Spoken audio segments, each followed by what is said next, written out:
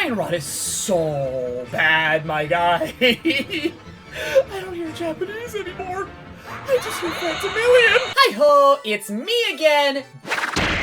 Did you miss me? I sure hope you fucking did, because after this, you won't be seeing me for a while. And you'll have a giant space fish ship to blame for my disappearance. Hope you've been enjoying those videos, by the way. Yeah. Makes me really happy that people are watching those. My birthday is here once more. I'm turning 24, and now I've got more Klonoa content to bring to you, your computer, your phone, your PS4, your Xbox, and even your fridge that also runs Doom and Moonlight Museum for the Wonder Swan.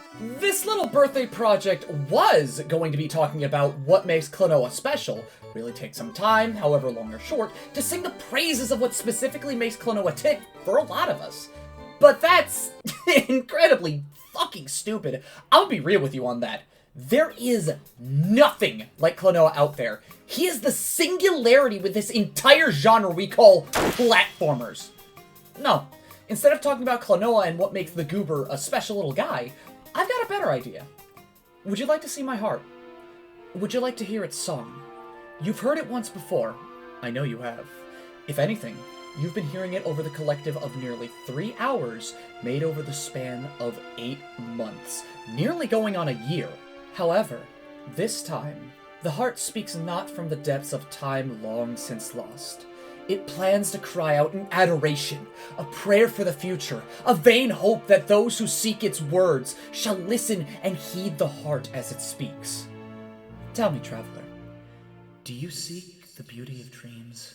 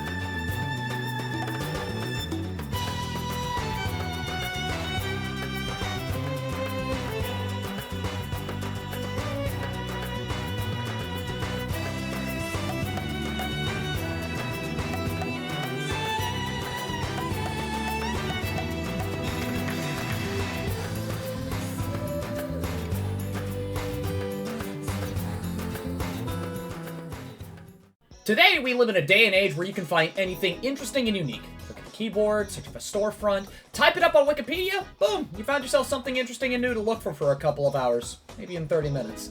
Maybe it's some obscure RPG nobody has ever heard of. Ooh, Legend of Legacy and Sigma Harmonics! But that one's Japanese only, though!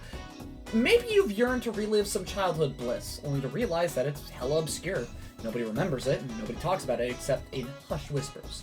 Hell, there might be a possibility you know that one friend who has all the doofy-ass video games you know none of your other friends play, and would not shut the fuck up about it. Oh, hey, that's me! I'm that friend! But how many of you look up the shit you've seen and remember it? Because I'll be real with you, when I was thinking of those 2 JRPGs... Oh yeah! Oh yeah!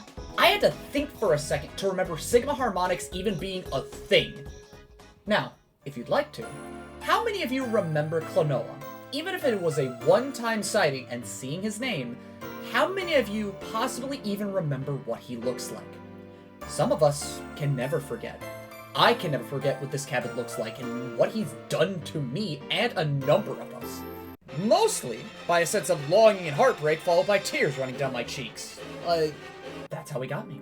That's how I felt after finishing Tour de Phantomile, after having dropped it for 2 years and finishing at a track meet on my PS Vita in 2017. I dropped him at 5-1 in 2015, didn't think about him again until 2017, real shame it is, but hey, ADHD fucking hated me and I couldn't even finish shit when I was a kid. Now I'm finishing shit left and right. Hell, I've even started to replay things. That's not something I did back then, if at all. I'm out here replaying Vagrant Story, Neopets the Darkest Fairy, please play that, and I kind of want to replay some Breath of Fire 3 and Dragon Quarter, as much as that game stresses me the fuck out. Do you know how many times I've replayed Klonoa Tour de Phantomile? Go on, guess in the comments. I'll wait.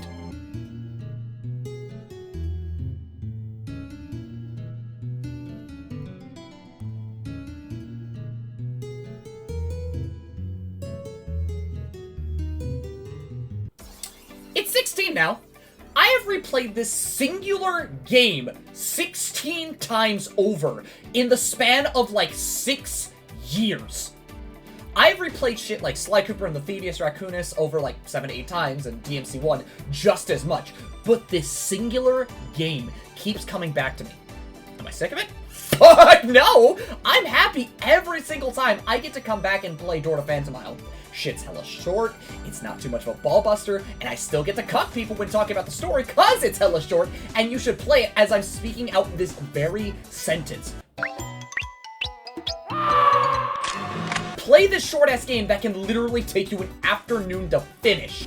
I'm never gonna talk about the story at large like I've done for Klonoa 2 or Freedom Planet because Door to Phantomile is best experienced completely, and I mean this, completely blind. But the game's like 26 years old, man. How am I gonna do that? Come on, why should I respect this? It deserves its fucking respect, you uneducated troglodyte. Door to Phantomile is an experience I always return to because the gameplay is something that has been ingrained into my bloodstream. The music is something I hum to every single time I come back to it.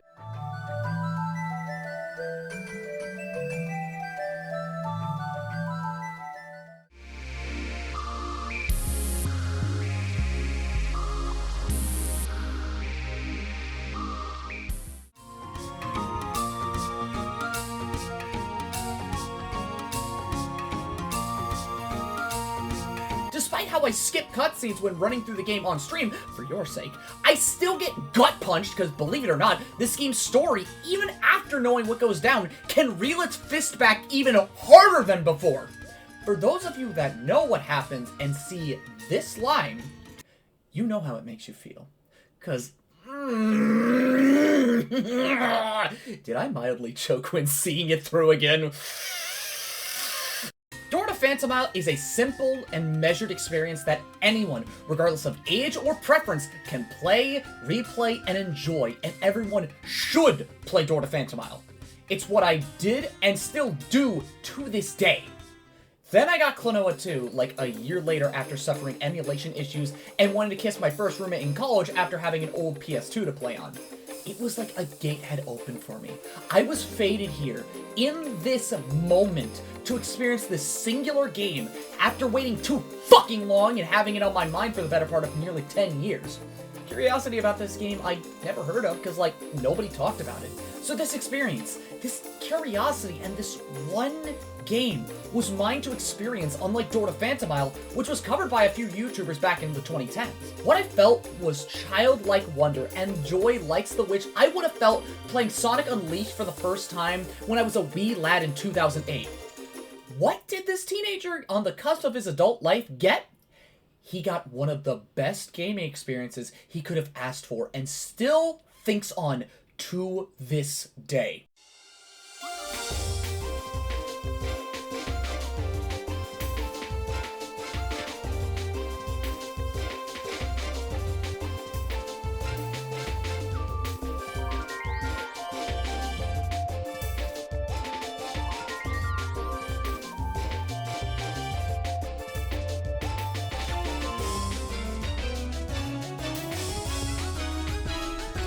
A story that gripped my soul, but still feeling the anxiety of what happened a year prior to me.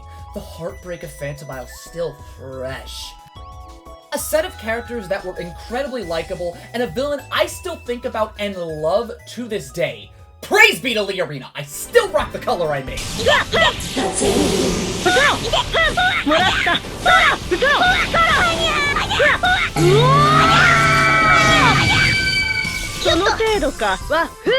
Even this year, I had a conversation about Lee Arena and her entire arc that I didn't initially think of before. I thought she was someone who was slowly falling into sorrow's grasp and read that as sorrow is controlling and it can ruin people. Another person saw it as the world is going to hell and I need to save it, regardless of the path I take. Nobody else is going to do it, so it's only up to me to gain the strength to do what's right, even if I have to kill people for it. Then there's the music that I will consistently go back to and listen to out of all the platformers I think about and have OSTs for. If Joyliant doesn't make you feel like the happiest person in the world with all that joy and wonder, you're not living.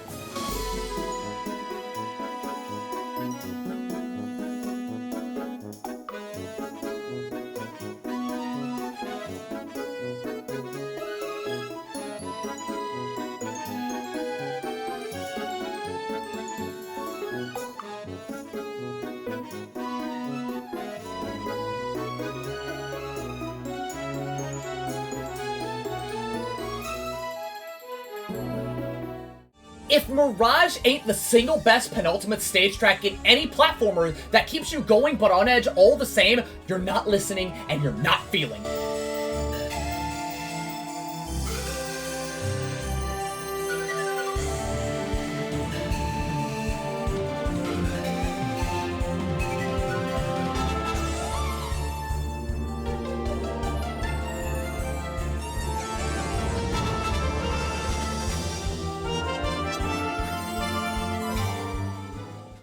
If your ass isn't with the Jungle Cruise or the Afro Mix, run that song again and keep running that stage until you hear those horns bursting from the back of your skull.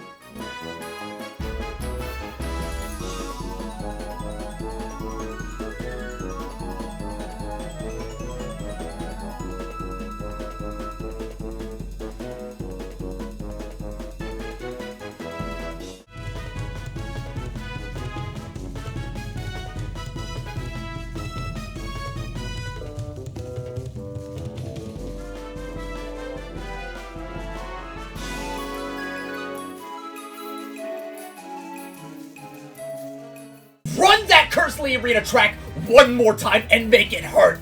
Power corrupts, and the ambitions that make you a hero blind you to the truth of your actions. You are human, not a savior of the land of Lunatea. Reconcile your failures and regain your mind, and shine once more!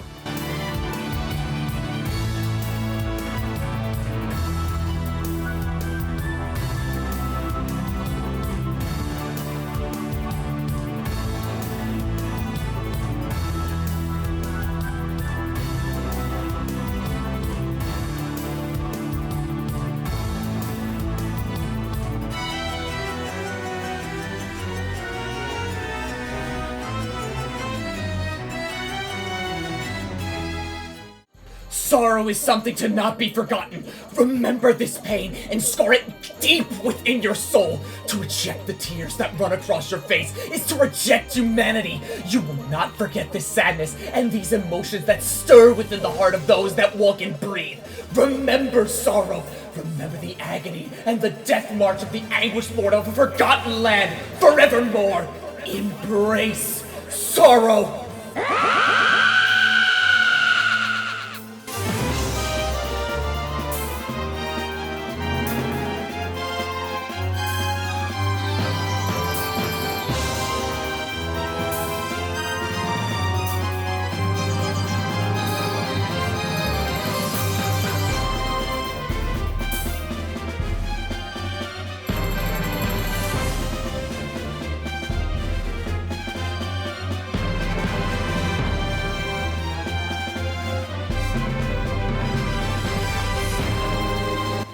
Motherfucker, I've only run this game like 8 times, and I'm still finding shit.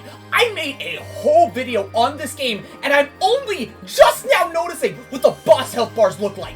Yeah, it was always in my face, and I chose not to see it. Fucking sad asshole! Can you tell I love this game? Is the screaming not enough of an indicator that I am in love with this singular game, and it left an undeniable mark on me? This is what Klonoa is. A simple game that starts out as so cute and inviting, so friendly and enjoyable, but it leaks out all these messages, these themes. Klonoa is more than a simple face and an inviting cover. It's always so much more than it seems, and that's what makes him work for so many of us and what caused him to stick.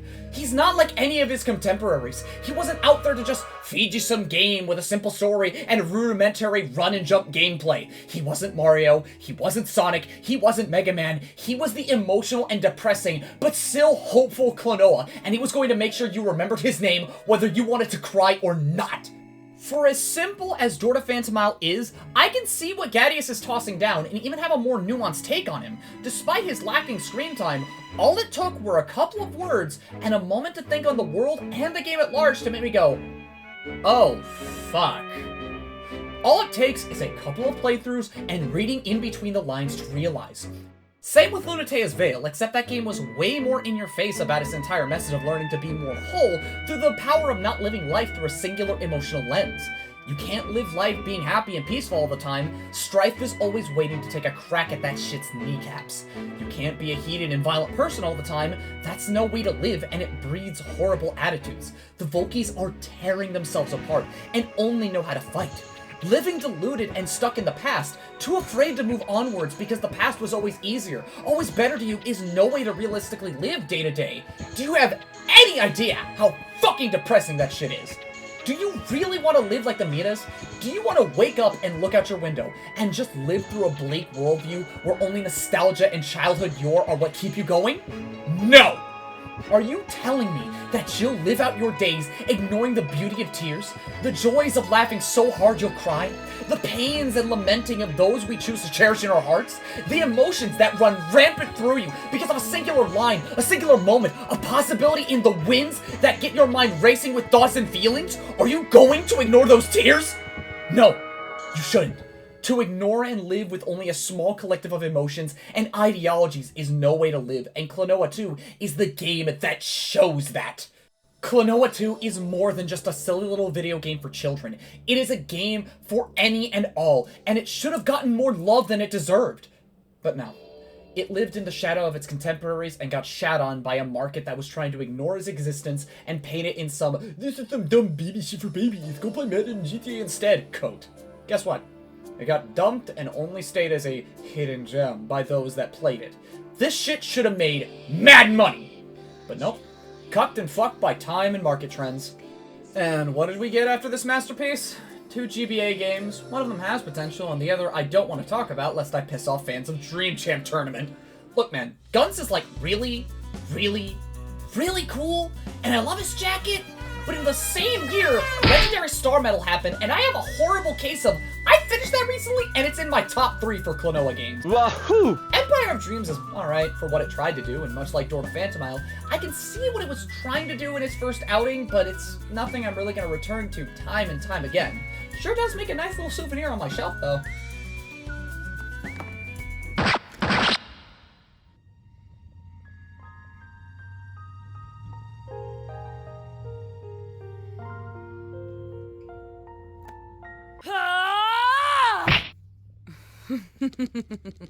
In the same year as Dream Champ Tournament, and only in Japan, was Klonoa Heroes Legendary Star Medal, and holy shit does this game piss me off! And after saying that, you'd think that I'd be better off just not talking about it, like with Dream Champ Tournament, right? Hell no. This shit is so good! Like, the gameplay drags on, but it's still something that gets my neurons going. The music isn't always good, but it's like, it's on a GBA, so it's not really fair, but like...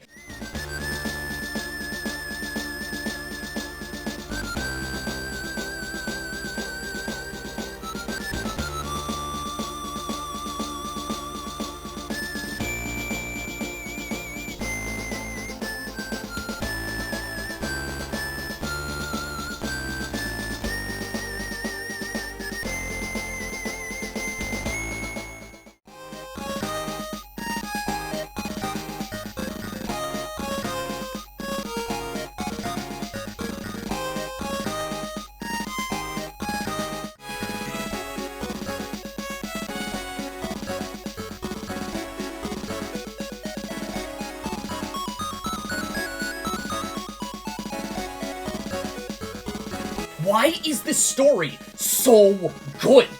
Why did we get screwed out of this story? A story that starts out as simply as a non-canonical mixture of all that Klonoa has, from Door to Phantomile to Dream Champ Tournament, and starts Klonoa out as some stupid kid looking to be a strong hero, because it's always what he's dreamed of. Fighting off moves, an unreasonably cool wolf who shoots first and thinks about the morals later, and eventually getting wrapped up into a journey for a coveted hero medal. A story that starts out so simple and goofy and lighthearted eventually branches out into a tale about a child realizing that the medals that he covets aren't all that they're cracked up to be. The medals don't make you who you are. The glamour is bullshit, and what really makes the hero is the person willing to take action. The hero medals don't make the hero. The hero makes the hero medals, and the narrative enforces that. A story that follows a dickhead of a bounty hunter who, through thoughtlessly chasing after his father's killer, losing the fight so horribly that he's nearly killed by his own father's gun, learning to find a heart in those he parties with, and even risking his life for some dumb kid who he shot and fought so long ago. Learning to fight for something greater and better than just what the money brings and the blood spills. Really shaping up into a better man, not only for yourself, but for those around you. And a real good dad who anchors the group and really pulls his weight on moving the entire endeavor to stop a far greater evil from using people for his own selfish ambitions of being recognized as a hero just because he has a shiny gold medal. The status, the medal, the power, the title, none of it matters. You are what makes the title you've earned. You can move forwards, one step at a time, and truly earn your growth. One step towards a better person, one step towards a better life, one step towards your goals and dreams. Fuck! Why is it so good? Why didn't it ever get localized, man? I'm so mad! I love Klonoa, and what we got here in the States were two amazing games, two games that missed the mark, a beach volleyball game, which has its own personality, and I think it's cute, a remake of the first game, and a borked set of remasters. This is what this fucking Cabot child has done to me. With two games, he effectively dug his way into my heart, made me remember his name, and scream it at the top of my lungs. All it took was some semblance of curiosity from this Cabot thing and how cute he looked for me on multiple occasions to be either on the floor clutching my heart or losing my shit because the story just domed me with a ricocheting sniper bullet, and then afterwards I go, oh! Klonoa as a whole is unique, and this shit is why I can't just simply make another video where I just calmly talk about this fucking loser for a hot minute. No, he gets me heated and emotional because that's what he does. That's what he wants, and I just let it happen because he makes the tears a part of the experience. If you haven't cried at a Klonoa game, not even once, you haven't experienced Klonoa in my mind. Sure, you can't cry at Empire Dreams or Dream Champ Tournament because those stories are so much simpler and don't look to hit the same notes as the console games, even though they so could, and it bothers me that they don't. Legendary Star Medal has some moments of pain that'll get you, and like, I'm more pogging off because of guns, swearing, and learning to grow a heart, and Klonoa, through his own untamable heart, hits me with the one step forward, one step at a time bit, and I'm like, that's kind of raw as fuck? I will always champion Klonoa for this. Never a moment in my life will I ever not support the kid. Even if there are some things that miss the mark, I will be there for it. I keep going on about the story though. Are the games even good to play? What kind of video are you in? How did you get here? Klonoa is simple, he's effective, and overall, really fun. Never setting out to bust your balls or make you feel dumb. You'll probably just do that by yourself, let's be real. For however few games there have been with the main gameplay formula of run, grab enemy, shoot them, or double jump with them, it's still gameplay that's always a joy to come back to and play. It's not the fastest, nor is it the hardest, but it doesn't need to be. That's not really the point of Klonoa, and if you're looking for some hard-as-nails platformer or some big old brain teaser, you're not looking in the right place, unfortunately. With the first two games, there's a beautiful balance of platforming and puzzles. Hell, there are some bits I didn't even realize were supposed to be puzzles in Door to Phantomile a few times. These games gently ramp up into more treacherous platforming challenges and tighter puzzles that require some dexterity to get around, so they feel active and enjoyable rather than just mental busywork.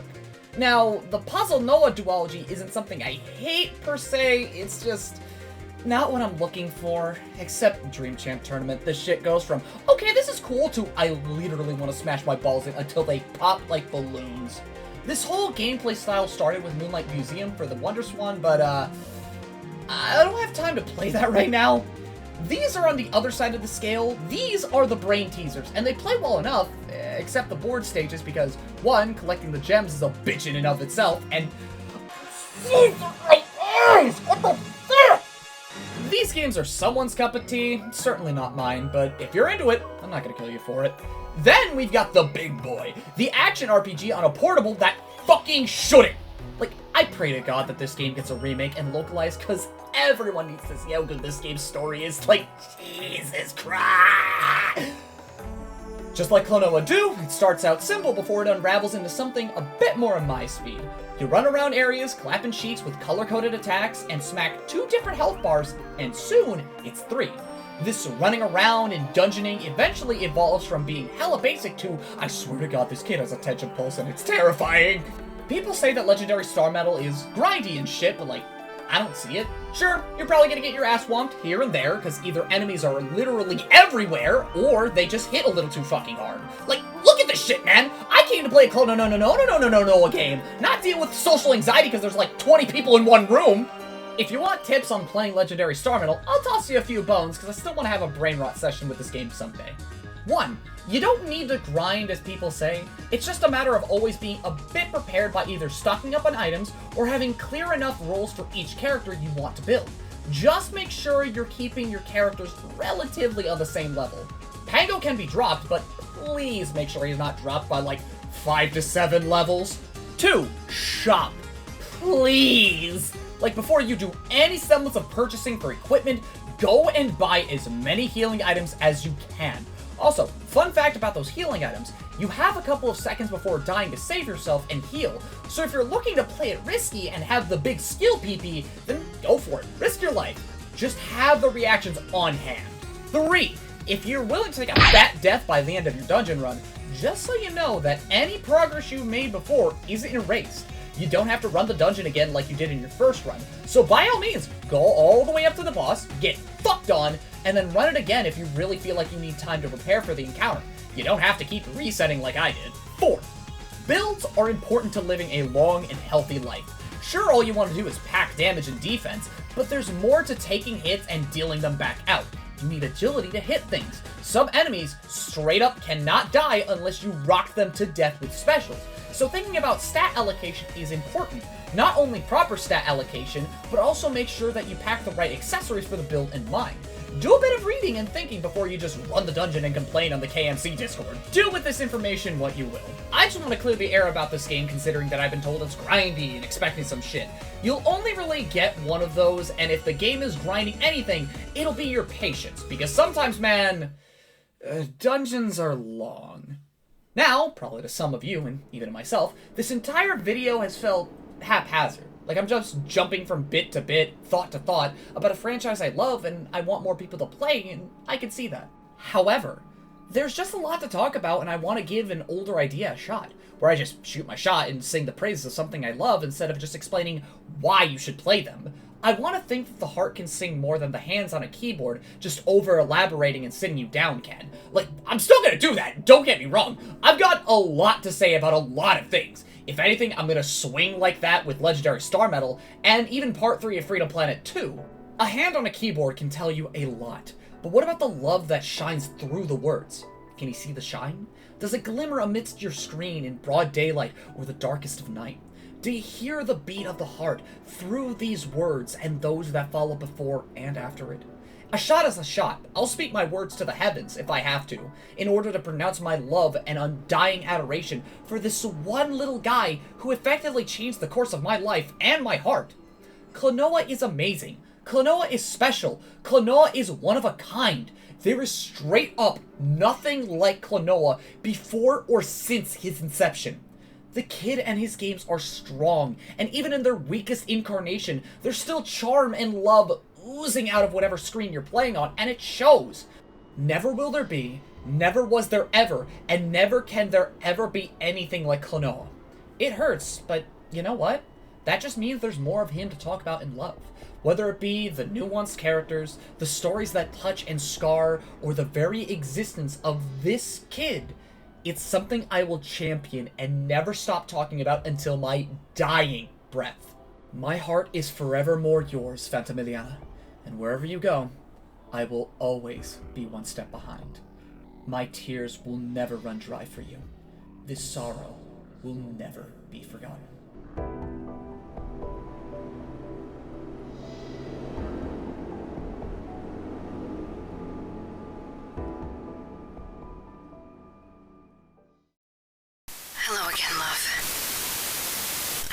you'll hear these words somehow, because I know that this isn't all we'd hoped for, and I'm so sorry. Marie, I wish I could be there with you right now. We had but I hope that no matter what happens, you'll find your own happiness.